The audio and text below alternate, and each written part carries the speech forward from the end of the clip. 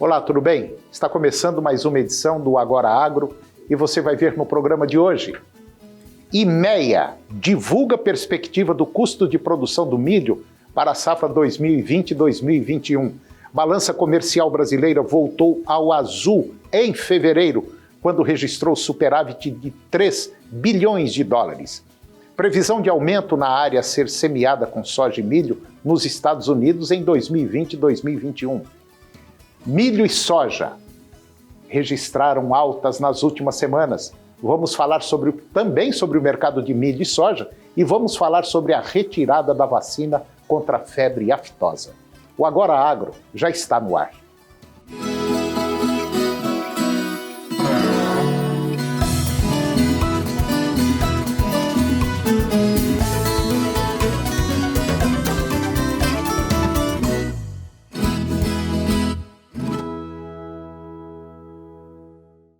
O Instituto Mato Grossense de Economia Agropecuária, o IMEA, divulgou agora, no boletim semanal, a primeira perspectiva do custo de produção de milho de alta tecnologia referente à safra 2020-2021 lá no Mato Grosso, mas serve para basicamente outros estados também terem uma referência. O custo operacional valorizou 0,7% quando comparado ao fechamento da safra anterior, ficando estimado em R$ 2.720 por hectare. Para que o produtor mato-grossense consiga cobrir o seu custo operacional, é necessário que ele negocie o cereal a um preço médio de R$ 21,50 por saca. Com o aumento da projeção diária para a safra, verificou-se uma maior participação da cultura em algumas regiões, o que implicou um maior rateio dos custos entre as culturas de milho e soja. Além disso, a valorização da moeda norte-americana impulsionou a alta de alguns insumos, principalmente os cotados em dólar. De modo geral, o produtor tem conseguido garantir seu custo e, segundo informantes do IMEA, negociações para a próxima safra já vêm ocorrendo lá no estado, impulsionadas pelos preços atrativos do cereal. O tempo abriu em várias regiões lá do Mato Grosso e possibilitou a semeadura do milho avançar quase 20%, agora na semana passada, totalizando 82% da área projetada para o plantio. Os dados divulgados pela Secretaria de Comércio Exterior do Ministério da Economia apontam que a balança comercial brasileira voltou a ficar azul agora no mês de fevereiro, quando registrou um superávit superior a 3 bilhões de dólares. O saldo de fevereiro ele é pouco menor do que o registrado no mesmo mês do ano passado, quando o resultado foi positivo em 3 bilhões e 100 milhões de dólares. O montante de fevereiro ele foi suficiente para reverter o déficit registrado em janeiro, e o primeiro bimestre acumula um saldo positivo de 1 bilhão e 300 milhões de dólares. No mês passado, as exportações somaram 16,3 bi, uma alta de 15% ante fevereiro de 2019. Já as importações chegaram em 13 bilhões e 200 milhões de dólares, uma alta de 16,7% na mesma comparação. A expectativa do Departamento de Agricultura dos Estados Unidos, o USDA, é de aumento na área a ser semeada com soja e milho lá nos Estados Unidos, agora em 2020 e 2021. O plantio tem início em abril e os números foram apresentados no Fórum de Perspectivas Agrícolas 2020, o Agricultural Outlook Forum. A soja deverá ocupar 34,4 milhões de hectares na temporada atual, um aumento de 11,7% frente ao ciclo anterior, e a produção está estimada em 114 milhões de toneladas frente às 96,8 milhões de toneladas colhidas em 2019-2020. Na safra passada, algumas áreas nos Estados Unidos não foram semeadas em função do excesso de chuvas durante o período de plantio. Existe também uma perspectiva e uma expectativa com relação a uma demanda maior pelo grão, em função do acordo da fase 1 com a China. Por isso, um aumento expressivo em relação a 2019 e 2020. Já no caso do milho, a área foi estimada em 38 milhões de hectares, um incremento de 4,8% em relação à safra passada. A expectativa é de que os norte-americanos colham por volta aí de 392, 393 milhões de toneladas do cereal em 2020 e 2021, frente a 347 milhões de toneladas colhidas no ciclo passado. Com relação às condições climáticas, as previsões iniciais apontam para um cenário mais favorável nos Estados Unidos, comparativamente com o período inicial de semeadura da safra passada, que registrou fortes chuvas e atrasos nos trabalhos no campo. E depois do intervalo nós vamos falar sobre CRIA 4.0, uma visão 360 graus. Vamos falar também de milho e soja, que registraram altas nas últimas semanas, e também sobre a retirada da vacina contra a febre aftosa. Nós voltamos já, é um minutinho só.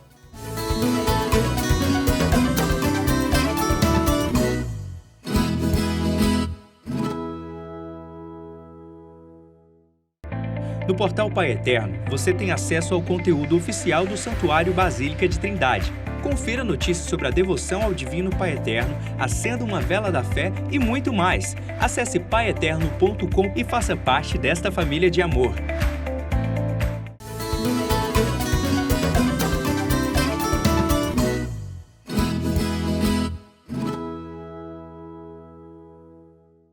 De acordo com os dados divulgados nesta semana pelo Centro de Estudos Avançados em Economia Aplicada, o CEPEA, tanto o milho quanto a soja registraram altas nas últimas semanas. Os preços do milho no mercado interno continuam em alta em praticamente todas as regiões acompanhadas pelo CEPEA. Vendedores seguem retraídos, ao passo que a demanda está ativa no mercado nacional. Assim, mesmo com a trégua das chuvas no início da semana passada na região sudeste e o avanço da colheita da safra de verão no sul do país, o interesse comprador supera o do vendedor. Na penúltima semana de fevereiro, o indicador Exalc BMF-Bovespa atingiu o maior valor nominal desde julho de 2016, fechando na última quarta-feira a R$ 52,42 a saca de 60 quilos. Criado com o objetivo de garantir o status de país livre de febre aftosa sem vacinação, e com isso ampliar as oportunidades comerciais brasileiras no que tange à produção pecuária, o Plano Estratégico do Programa Nacional de Erradicação e Prevenção da Febre Aftosa, iniciado em 2017, ele foi traçado com uma durabilidade de 10 anos até a obtenção do título da Organização Mundial de Saúde Animal, a OIE. O projeto, no entanto, passou por alterações em seu calendário ao longo dos 2 últimos anos e divide opiniões acerca de sua eficácia. O plano, segundo informações do próprio Ministério da Agricultura, está alinhado com o Código Sanitário para os animais terrestres da OIE, além de seguir as diretrizes do Programa Hemisférico de Erradicação da Febre Aftosa, que visa a erradicação da doença aqui na América do Sul. No Brasil, não são registrados casos da doença há 14 anos, tendo a sua primeira zona livre de febre aftosa com vacinação implantada ainda em 1998, a qual incluía o estado do Rio Grande do Sul e também de Santa Catarina.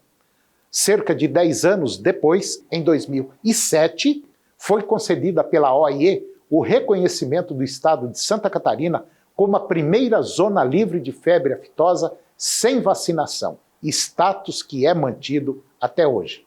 E ainda, de acordo com as informações do Ministério, mais 2 ampliações ocorreram na zona livre de febre aftosa com vacinação nesse período. A primeira em 2014, reconhecendo mais 7 estados brasileiros, e a segunda, mais recentemente, em 2018, incluindo os estados de Roraima e Amapá, e o restante dos estados do Amazonas e também do Pará.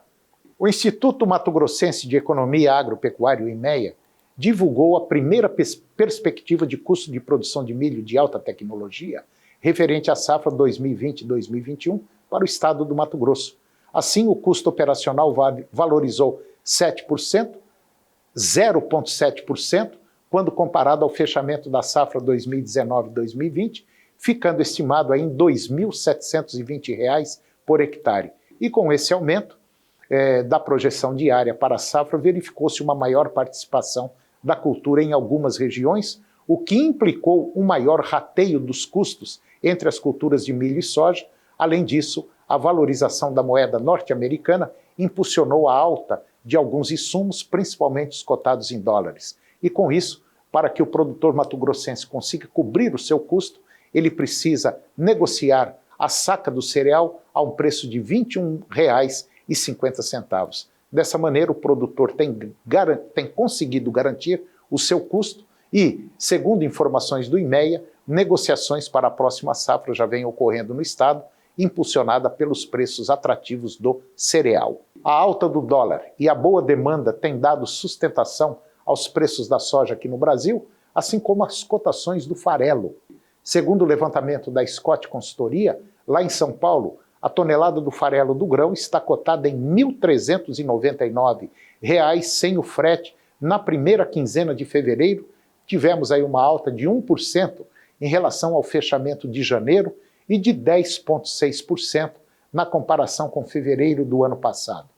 A Scott Consultoria afirma que o câmbio e a demanda deverão ser os principais direcionadores das cotações da soja e também do farelo no mercado interno nos próximos meses, que com o avanço da colheita e dos esmagamentos aumenta a disponibilidade interna.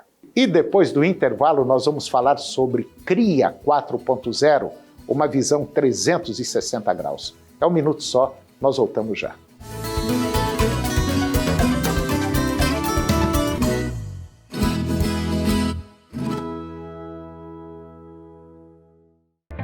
No portal Pai Eterno, você tem acesso ao conteúdo oficial do Santuário Basílica de Trindade.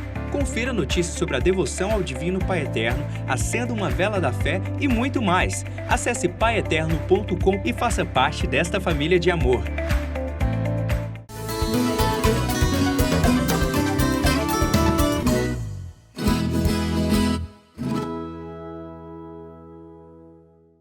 Eu vou conversar agora com o Ricardo Passos. O Ricardo ele é veterinário e é especialista em melhoramento genético.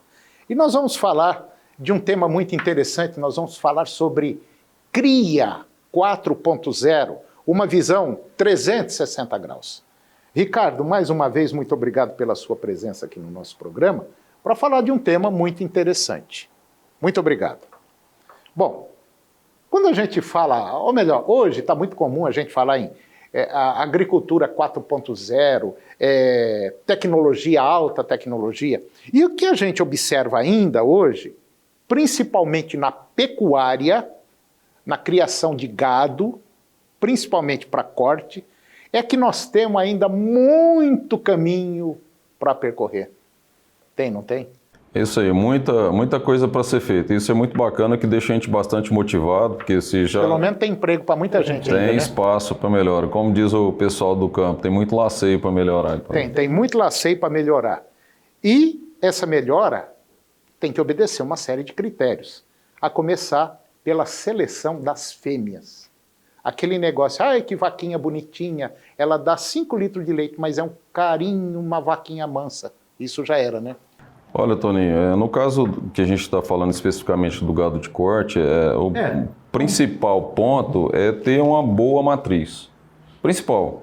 Então, se a gente começa a trabalhar num sistema de produção, onde a gente está buscando 360 graus, eu até queria falar um pouco o porquê desse conceito CRIA 4.0, que foi criado pela nossa equipe, foi em função da revolução tecnológica que ocorreu no mundo desde a era industrial. Primeiro foi um foco muito grande na melhoria dos processos, na manufatura, o incremento da eletricidade, que foi a segunda grande revolução, e a terceira revolução veio da utilização da informação. E quando a gente fala na quarta revolução, a gente está falando onde está tudo integrado, tanto o digital, quanto o físico, quanto as informações. E a gente está buscando isso. Quando a gente pensa numa matriz boa, Na verdade, eu tenho falado isso para algumas pessoas. Qual que é a minha melhor matriz?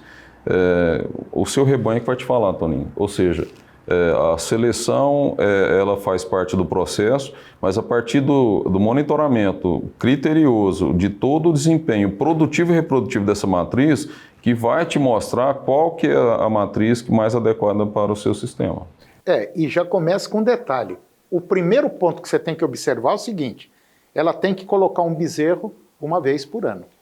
Um bezerro por ano ela tem que dar. Passou 14 meses, 15 meses, não colocou um bezerro no chão, essa daí já está fora. É o que a gente tem falado, que o animal ele tem que pagar o seu custo, né? E se você pensar em termos de custo, que hoje vem crescendo e aumentando o custo, os insumos, a mão de obra, ela tem que ter desempenho. Claro. Ela tem que produzir arrobas na fazenda.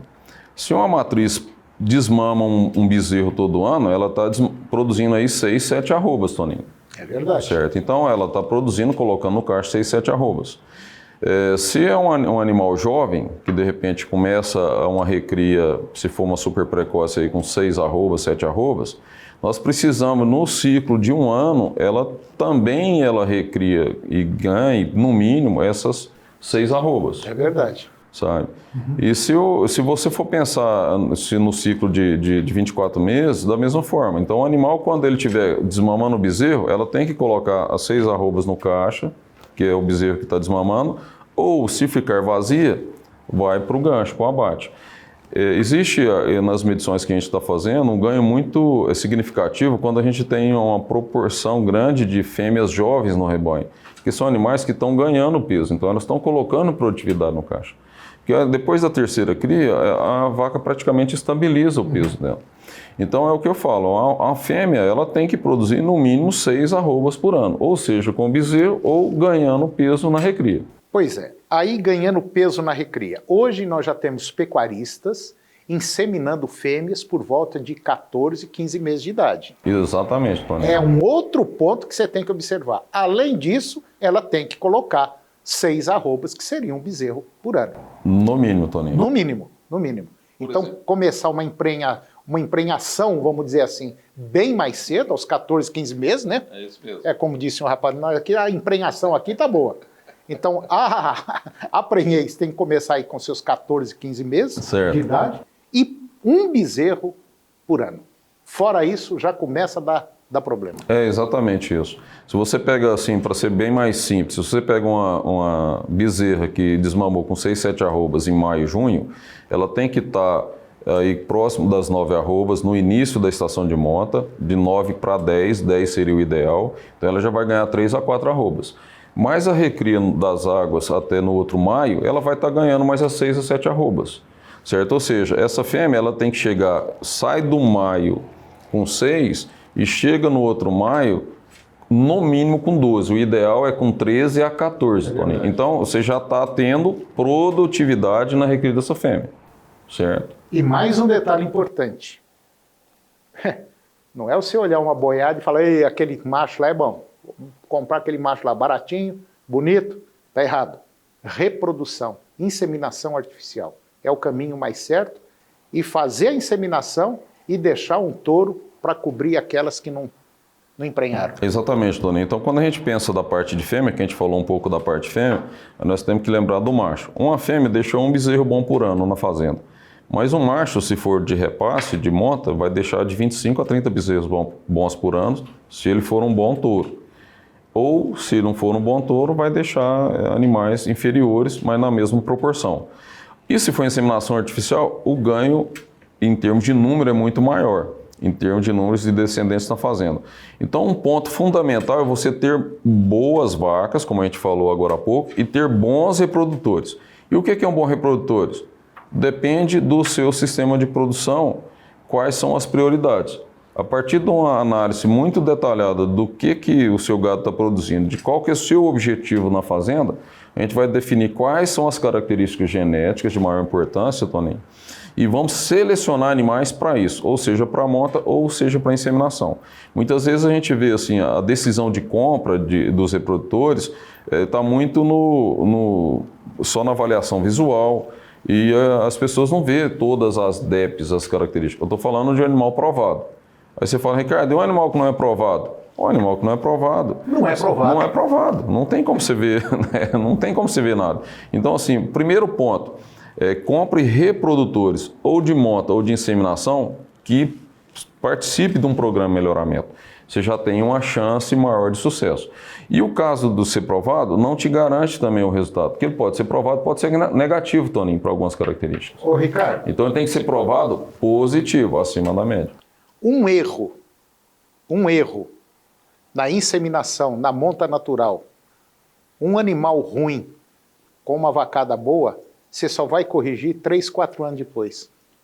Exatamente, o prejuízo está garantido. Se você utiliza um reprodutor ruim, está garantido. Você está garantido. E tem outro fator, Toninho. No caso de touro para monta, as pessoas às vezes não têm esse hábito, mas a gente precisa de fazer o exame andrológico todos os anos para garantir que no início da estação ele esteja com fertilidade. Aí é o segundo ponto. E o terceiro ponto, no caso dos reprodutores, é que você monitore durante a estação de monta, Toninho, os animais que têm a boa libido. Porque às vezes o animal tem genética boa, o animal está produzindo sêmen de qualidade, mas não tem um bom desempenho reprodutivo. Ele não consegue cobrir o número de vacas suficiente. Então a gente orienta que as pessoas no campo observem isso e fiquem com os animais de melhor desempenho para a próxima estação. Dessa forma, você vai garantir que você vai ter um bom touro e que ele está com qualidade de sêmen boa e que ele vai estar cobrindo bem. Na parte de macho e de fêmea, você está garantido. São 2 pontos de 10 que compõem a cria 4.0. Ô, Ricardo, e agora meio rapidinho, nós temos um outro ponto, desse grupo de 10 pontos, nós temos mais um. Nós vimos a fêmea, vimos o macho, e tem mais um que é importante, que é a sanidade do rebanho. A sanidade é fundamental. Vacinação completa e tudo, né? Exatamente, Tony, porque a sanidade, inclusive, é o mais barato do negócio. E é que dá um resultado. E que dá um resultado extraordinário. Reflexo, né? Então, assim, não dá para você poder falar que você vai fazer só as vacinas obrigatórias, Toninho. Algumas regiões, a raiva é obrigatória. E no Brasil todo, a aftosa.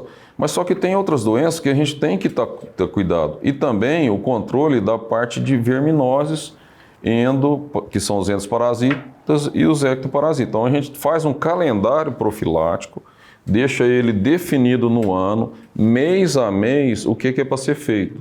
Que dessa forma você consegue ter todo o controle do processo. E consegue ter um animal, vamos dizer, saudável. Exatamente. E a gente fazendo também o diagnóstico das doenças e problemas que tem dentro da fazenda. Para partir da nossa, vamos falar assim, do nosso histórico, a gente definir esse calendário. E a gente fazer no momento certo, Toninho, que fazer a vacina é um ponto, mas fazer no momento certo. Muita gente, por exemplo, nós vamos chegar agora, mês de maio, daqui 90 dias, é o final do mês de maio, onde vai ter a vacina de aftosa. Deixa para fazer todas as vacinas no mesmo dia.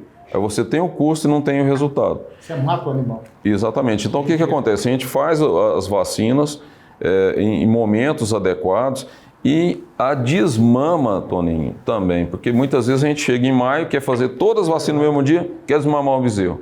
O estresse da desmama leva a não ter uma resposta boa. Então você precisa de entender que vacina tem que ser no momento, desmama tem que ser em outro momento. Só de fazer isso você já tem um ganho muito grande em termos de imunidade. Tá certo. Bom, eu conversei com o Ricardo Passos, veterinário, e nós falamos aí de 10 itens, nós falamos 3. Nós vamos falar os outros 7 num próximo programa. Ricardo, muito obrigado pela sua presença. À disposição. E até o próximo. Obrigado. Tá bom. E o programa de hoje chegou ao fim. E eu termino com a seguinte frase: perseguir sem cessar uma meta. Este é o segredo do sucesso. Um grande abraço, muito obrigado pela sua companhia, que Deus nos abençoe e até o próximo programa.